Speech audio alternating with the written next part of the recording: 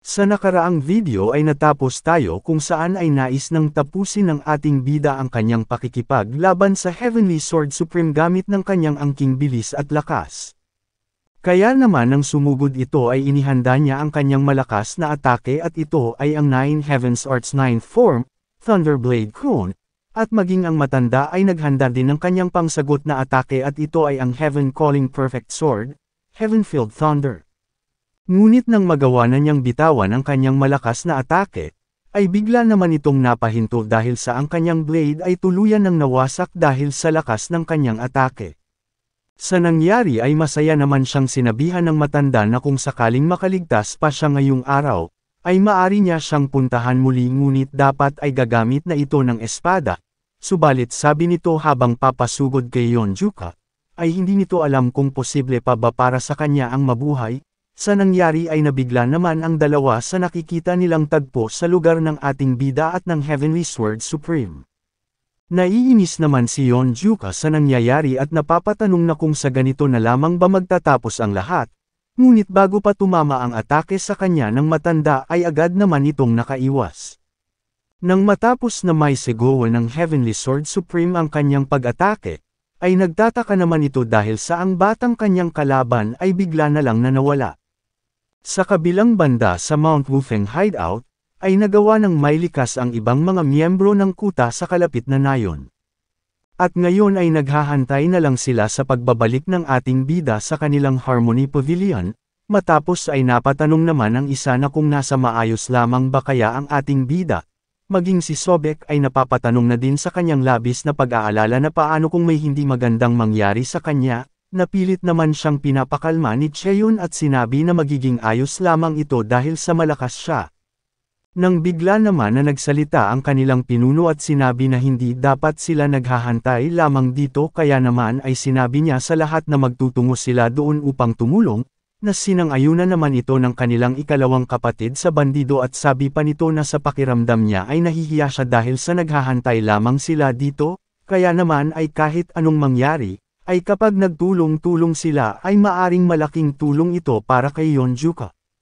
Sa naririnig naman na determinasyon na umaapoy sa kanyang mga kasamahan ay napasabi na lang si Yanggak na gaya nga ng kanyang sinabi noong nakaraan ay mamamatay lamang sila ng walang dahilan. Nang bigla naman silang napahinto, dahil sa dumating na sa kanilang Harmony Pavilion si Yonjuka, matapos ay masaya naman itong binati ang lahat at sinabi na nagawa niyang makabalik ng buhay. Sa nangyari ay nagsaya naman ang lahat, at agad na nilapitan ito upang kamustahin sa mga naganap sa kanyang pagharap sa Heavenly Sword Supreme.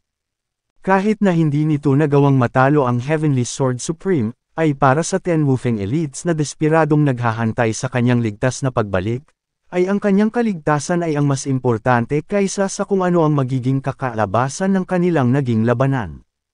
Sa Mount Wufeng, sa kinaroroonan ng matanda, ay sa isip nito ay inakala niya na ang tanging alam lamang ng batang iyon ay ang purong lakas lamang, ngunit mukhang maalam din siya at mabilis kong mag-isip.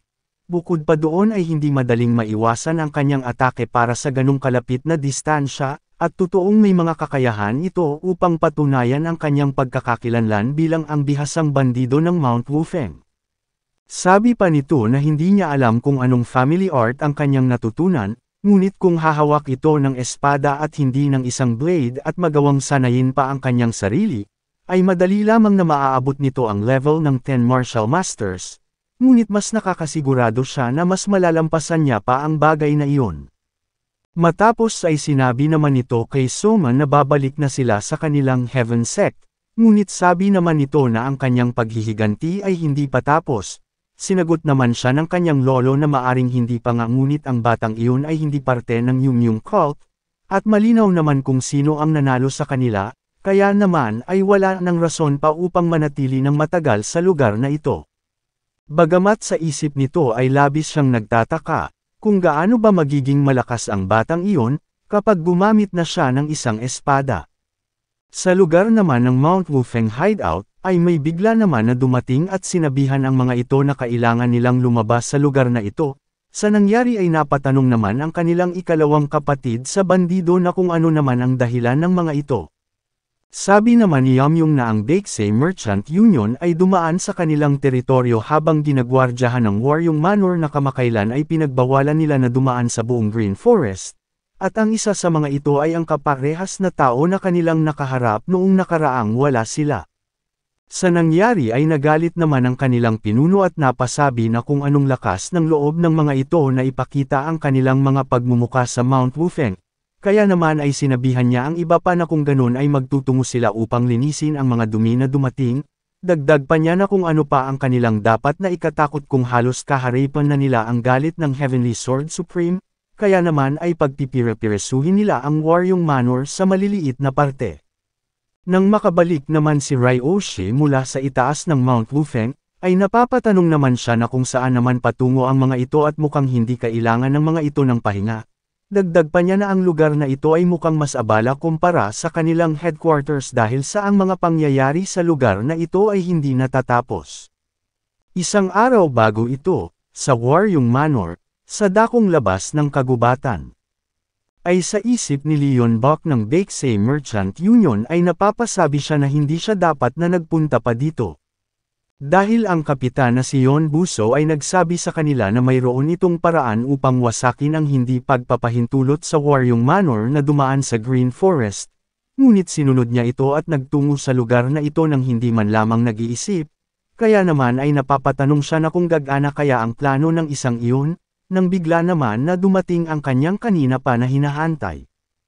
Kaya naman sabi nito na ngayon na dumating na siya ay nais niyang gawin ito ng mabilisan lamang dahil sa wala na silang oras na natitira. Kaya naman ay tinanong na niya agad ito na kung ano ang kanyang plano upang matanggal ang pagbabawal sa Waryong Manor na dumaan sa Green Forest. Masaya naman itong sinabi na wala naman talaga siyang espesyal na plano, ngunit kapag mas lalong lumala ang sitwasyon, ay mas mabuti ito upang magpatuloy. Kaya naman sabi pa nito na kapag isinama nila siya sa kanilang ekspedisyon, ay reresolbahin niya ang mga bagay sa pamamagitan ng pagharap sa mga ito. Dahil dito ay napatanong naman ang Baekse Merchant na kung ang nais ba nitong mangyari ay ang labanan ng Mount Wufeng 10 Elite. Mayabang naman nitong sinabi na hindi naman niya matatawag na laban iyon, maaring nakagawa na nga ang mga ito ng kanilang mga pangalan, ngunit kitang-kita naman na hamak na bandido lamang ang mga ito. At ang Waryong Manor ay walang rason upang katakutan ang mga bandidong iyon. Dagdag pa na pangungumbinsi nito na kung hindi magiging ayos ang lahat ay gagamitin niya ang kanilang Nine Heavens Art upang burahin silang lahat sa isang kisap lamang ng mata, kaya naman ay sinabihan niya itong huwag nang alalahanin ang pagsama niya sa kanila, dahil kapag mayroong mangyari ay akuhin niya ang lahat ng responsibilidad. Kaya naman dahil dito ay napapayag na niya ang Baekse Merchant at sinabi na iiwan na niya ang ekspedisyon na ito sa kanyang pangangalaga. Sa isip ng isa na isinama niya ito dito dahil sa labis itong kumpiyansa, ngunit hindi nito alam kung may pag-aproba ba ito ni Miss Beck, at napapatanong kung ayos lamang ba ang kanyang mga naging desisyon, matapos ay sinabi nito sa lahat na malapit na nilang marating ang Mount Wufeng hideout kaya naman ay pinaghahanda na niya ang mga ito. Masaya naman na sinabi sa kanya ni Yon Mudo na huwag na silang mag-alala pa dahil sa mga alagad lamang ng Mount Wufeng Elite ang mga nandidito gaya ng mga nakalaban niya noon. Sabi pa nito na ang pagsabi ng bagay na iyon ay sapat na upang masabi niya na ang Mount Wufeng 10 Elites ay wala lamang, kaya naman ay ipapakita niya ngayon sa mga ito, at ipapabawi ang walang kwenta nilang pagbabawal sa Waryong Manor na dumaan sa buong Green Forest. Sa isip naman ng merchant na ayon sa kanyang mga narinig na usap-usapan ay ang rason para sa pagbabawal sa mga ito ay dahil lamang sa babaeng anak ni Miss Beck, kaya naman ay napapatanong siya na kung ito lamang ba talaga ang dahilan gaya ng kung ano ang usap-usapan. Nang bigla naman na may sumalubong sa kanila na isang pag-atake, sa nangyari ay agad naman na napadepensa dito si Yon Mudo. Nang bigla naman na malakas na sinabi ng isa sa kanilang mga kasama na tignan nila ang mga tao sa itaas, dahil sila ay ang Mount Wufeng 10 Elites. Sa nangyari ay bigla naman na napasabi si Yon Mudo na mukhang ngayon ay nagawa na nilang makabalik. Matapos na makita nila ang mga ito, ay malakas naman na tinanong sila ng kanilang pinuno na kung ano ba ang kanilang naiisip kung bakit sila nagtungo sa lugar na ito, dahil sinabi na nila na lahat ng Merchant Union na ginagwardyahan ng Waryong Manor ay hindi maaring dumaan sa kanilang teritoryo. Agad naman na magalang na bumati dito si Yon Mudo at sinabi na siya ay mula sa Blue Dragon Squad. At siya ay ang pinuno ng Waryong Manor, at ikinararangal niya na makita ang mga ito. Sila na ang Mount Wufeng 10 Elites. Nang bigla naman siyang sinabihan ng ikalawang kapatid sa bandido ng ating bida at sinabihan siya na masyado itong madaldal, at sabihin niya na lang ang kanyang mga sinasabi kapag nakatagpo siya ng babae, kaya naman ay iwan na nila ang lahat ng mayroon sila at umalis na, at sa pamamagitan nun ay maari pa nilang pataw-edan ang kanilang mga buhay. Sa nangyari ay labis naman na nainis dito si Yon Mudo, ngunit sa isip ng ating bida habang pinagmamasdan niya ito ay napasabi siya na ang isang iyon ay hindi isa sa kanyang mga kapatid, kaya naman ay napapatanong siya na kung sino naman kaya iyon dahil sa mukhang pamilyar ito sa kanya, nang bigla naman siyang natigilan, dahil sa naalala na niya ang isang iyon. Sabi nito na siya ang taong iyon na nakatayo lamang at nanunood habang siya ay binubuli ng mga sinusumpa niyang mga anak ng Waryong Manor.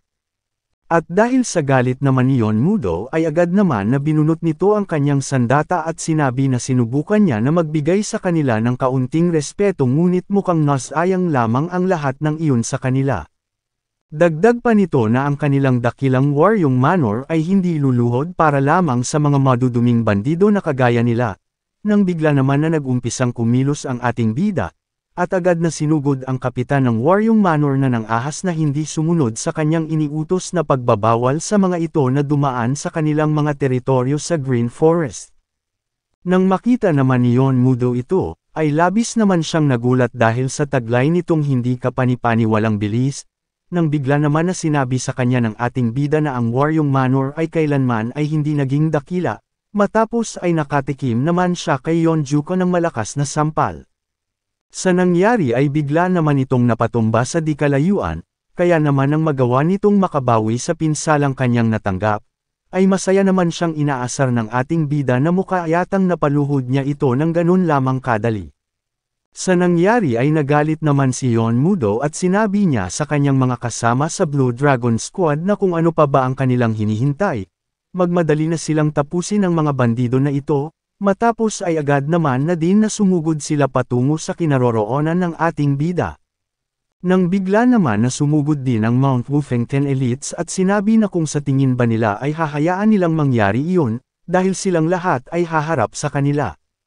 Mula nang naganap ang tournament sa Green Forest, at ang mga pagsasanay ng Mount Wufeng 10 Elite na natanggap nila sa ating bida na si Yon Juko, ay ang Blue Dragon Squad ay hindi na may kukonsider na kanilang katumbas. Sa nakitang ito ni Yon Mudo ay hindi siya makapaniwala. Kaya naman dahil dito ay sinabi sa kanya ng ating bida na mukhang hindi sila mukhang mga Blue Dragon at mas maganda pa na tawagin niya ang kanyang sarili na isa lamang ahas. Sa narinig na insulto ni Yon Mudo ay nagalit naman ito. Kaya naman ay agad itong sumugod at sinabi kay Yon Juko na titignan nila kung ito pa din ba ang kanyang masasabi matapos na matikman ito. Kaya naman ay agad siyang naghanda ng atake at ito ay ang Nine Heavens Arts first form, Soaring Dragon. Sa nangyari ay napasabi na lang ang ating bida na kagaya ito ng ginawa ng kanyang kapatid na babae, dahil sa maging ito ay hindi din perpekto ang pagkakagawa niya ng teknik. Sa tapatang ito, ang pagitan sa kakayahan ni Yon Juko at ni Yon Mudo, ay parang ang araw at ang buwan. Matapos ay binigyan niya ito ng isang malakas na sapak sa kanyang ulo, upang magsanhi ng mabilis na pagkakabagsak nito. Matapos ay sinabi ng ating bida na gaya nga ng kanyang inaasahan, ay mga basura pa din ang mga ito, at sa wakas, ang batang si Yon Juko ay huminto na sa paggamit ng kanyang single-edged blade, at humawak na ng espada sa kanyang mga kamay. Kung umabot ka na sa parte ng video na ito ay maari lamang na i-click ang like at super thanks sa baba bilang pagsuporta. Maraming salamat. Ang Mount Wufeng hideout ay madali lamang na nagawang mapabalik ang Blue Dragon Squad ng Waryong Manor, at dagdag pa doon ay nagawa din nilang makuha ang lahat ng mga dala-dala ng Baeksay Merchant upang magsanhi sa kanilang kuta na magsagawa ng isang malaking pagsasaya. Masaya naman na napapasabi ang isa nilang miyembro na sa tuwing makakasagupa nila ang Waryong Manor ay ang kanilang mga supply ay labis na damadami at hindi siya makapaniwala para sa bagay na iyon. Sa kabilang banda naman ay namamangha ang pinuno at ang isa sa kanilang nakuhang sandata dahil sa muka itong mamahalin. Maging si Yonjuka ay napapatanong kung talaga ba na ito ay isang waryong sword, at matapos ay napasabi na lang siya na hindi na din ito masama para sa kung kanino na may mababang kakayahan. Nang bigla naman na nagsalita si Sobek at sinabi na mukhang nagugustuhan nito ang kanyang nakuhang espada, kaya naman ay tinanong niya ito na kung hindi na ba niya gagamitin ang kanyang lumang blade, sinang-ayunan naman ito ng ating bida at sinabi na magpapalit na siya sa paggamit ng espada. Sabi nito na naisip niya ang bagay na iyon ang labanan niya ang Heavenly Sword Supreme, ang walang hanggang potensyal, ng isang espada. Nang bigla naman na damaykit sa kanya si Ryoshi at sinabi na magandang desisyon ito, at dahil sa ito ay ang espada ng Blue Dragon Squad Leader, ay maganda din ang kalidad nito, ngunit tinanong naman siya ni Yonjuka na kung bakit naman siya ganito makadikit sa kanya ngayon, masaya naman nitong sinabi na dahil sa gusto niya ang ating bida. Nang bigla naman na nagtanong si Ryoshi na kung bakit naman niya labis na kinamumuhian ang Waryong Manor, dahil sa ang kanyang martial arts ay kaparehas lamang din ng sa kanya, bukod sa pagkakaroon nito ng kaparehas na pulang buhok, kaya naman ay napasabi siya na kung hindi ba nagmula din ang ating bida sa Waryong Manor.